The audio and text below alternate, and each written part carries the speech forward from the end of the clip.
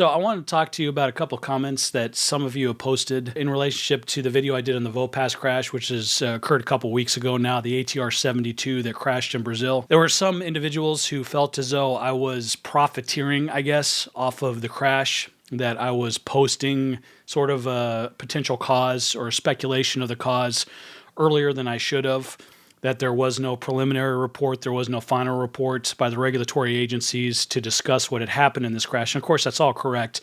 There are no preliminary reports at this point. There is some preliminary information. We do, for instance, have information that there appeared to be severe icing, either forecasts or pilot reports of severe icing at the altitude and in the area where the aircraft ultimately lost control. And so from my perspective, I just wanted to acknowledge the concerns that individuals had, which is that this was sort of almost a clickbait sort of activity, that I'm here attempting to profiteer off of this horrible tragedy by getting more views, by getting a large number of views. And of course, there's the reason why you could do that is there's quite a bit of interest in an accident such as this in the immediate aftermath of that accident in the past, in a historical sense. So when you say severe ice, and then you see a loss of control of an aircraft in a point in flight where you shouldn't have slow speed loss of control, which is what a spin is. It's a stall first, which means you're flying a whole lot slower than you should be, especially in a route phase or in a descent phase. And then you end up in a spin. You go into a deep stall, which is very slow. How do the pilots get there? And ice really explains it very well. It fits very neatly. So, what are the percentages? We don't know. Obviously, when they get the cockpit voice recorder, they get the flight data recorder, they start releasing some of that. They're not going to release it during the investigation. The preliminary report may discuss some of those elements, but it'll probably be the final report, which is going to be in 18 months or so, when things have really cooled off in terms of interest in this. So then the question becomes, why post before those documents come out? And I do prefer to post after those documents have come out. But when you have something with high interest, you are going to get a lot of individuals looking at it. In particular, you're going to get a lot of pilots looking at it, and they're going to be very interested and very focused on potentially what happened. And so you end up in this state where if you are driving awareness towards something that seems very likely to have caused the accident, severe icing, that's not a bad thing for the community. That's not a bad thing for pilots. It could actually save lives. At the end of the day, you could be wrong because you don't have all the data. But even if you're wrong, you could still save lives. It's still good to discuss something that's an emergent threat, and severe icing is, and it should be taken seriously. I do believe there's a very, very, very high probability, 95% probability that severe ice is going to be related in some form or fashion to what happened with regards to loss of control, these pilots losing control of the ATR 72. And so I'll stand behind that all day long.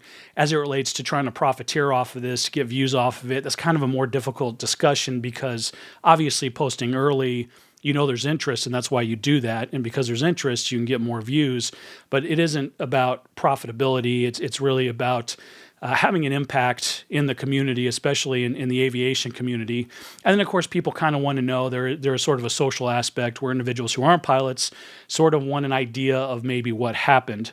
And I think what I presented is pretty close to what happened. There may be a few details there that we'll discover I was wrong about, and I'll come back and correct it when the data is released, to the degree that I think one of the things I speculated on was potentially they lost airspeed data, and if they lost the airspeed data, that could explain how they wound up in a stall. We've seen this in Air France a few years ago, I guess 6 or 7 years ago, maybe 10 years ago now. It was a large wide-body aircraft that was lost over the Atlantic Ocean, a flight from Brazil to France. That's what happened in that case, is the PDOT system, which depicts airspeed for the flight crew, froze up. It couldn't handle the amount of ice that the aircraft was encountering. The pilots became confused. They wound up stalling the aircraft. They didn't know that they were stalled because the airspeed data they were getting was erroneous, and they basically fell 30-some thousand feet to impact the ocean. And this is kind of similar to what happened with the ATR 72. The conditions are very similar. That's a bit of a speculation. It may be something else that caused the loss of control. There certainly could be some pilot error associated. There was with Air France, but a lot of times there's multiple things that cause an accident. It's not just one element, it's several different elements. Icing is very likely to be one of those elements. We'll see what the other elements are when they release the FDR, the flight data recorder, and the cockpit voice recorder.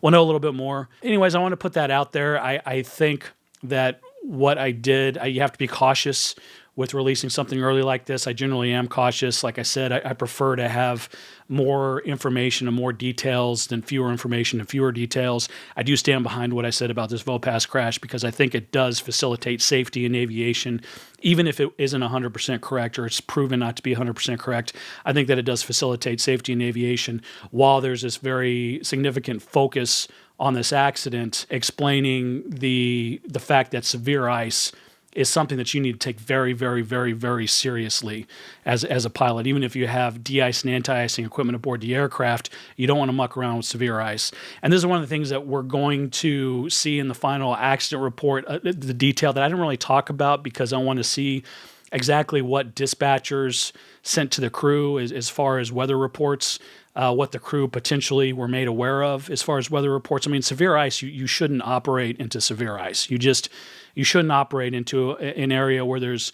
pilot reports of severe ice. Did air traffic controllers make them aware of pilot reports? If there were pilot reports of severe ice, there's forecasts of severe ice. The dispatchers make the pilot aware of that. The dispatchers send pilots. When you're an airline pilot, you have dispatchers that send you your weather packets. Was that in the weather packet? Was it buried in the weather packets? These weather packets can be, a dozen pages long with tens of thousands of words, and it's very hard to read every single one as a pilot. So was the severe icing accentuated? Do they have weather apps that allowed them to see this in graphical form? Because when there's severe ice, they'll describe it verbally in terms of this VOR, this distance, from this airport, this distance. They'll describe it verbally. It's very hard to know whether you're flying through it or not unless you graph it out or you have an app where it actually depicts it in graphical form for you. It's kind of the best way to do it. Did they have access to that? Were they utilizing the access to that? Did they know they were flying to severe ice? I would be kind of stunned if they realized that they were flying to severe ice. It'd be sort of confounding for them to go ahead and operate there. I think it was 12,000 to 17,000 feet was where the severe icing was supposed to be. You can simply choose a different altitude. Now, I don't know what the minimum altitude routes were. There's some terrain, obviously, in South America, so it's possible they couldn't have been routed below that. Being routed above it might not have worked either, but in any event, if you encounter severe ice, you have to escape severe ice. And the general suggestions to escape severe ice is just go up or down a couple thousand feet. You'll generally get out of those objectionable icing conditions. So it's something they should have been prepared. It's something they should have been aware of. If they were and they still made the decision to go, that's going to be a little bit confounding. If they weren't, it's another question to ask is why wasn't that brought to their attention? Why wasn't there a conversation between them and the dispatcher specifying, hey, these are threatening conditions that we're sending you into, and you need to have a hyper awareness of what you're doing being dispatched in there. Maybe you should delay the flight. Maybe we should do something else. Maybe we should reroute, do what we have to do to keep you out of those conditions. A lot of that's going to come out in the final report, and we'll discuss it when it does come out. But anyways, for now, I just wanted to explain that. I'm not attempting to profiteer off of this. I honestly, for those of you who don't know much about YouTube, there's not a lot of money in these videos, and just producing exposure and producing awareness is a strong element. It's a strong motivating factor for me. I don't need to do this for the income. I'm been pretty fortunate in terms of being a captain for a legacy airline. I've got enough steaks in the freezer. And I'm not saying that, to brag. I'm just saying that when I do these things, it really a significant motivating factor is to increase knowledge, increase safety, and to be beneficial to pilots that are out there operating, and then to people who are just interested in aviation that want to peek behind the curtain. So I want to describe that. I want to thank you again for watching. Subscribe, like, hit the bell for notifications for future videos as they drop, and I appreciate you. Again, thank you for watching.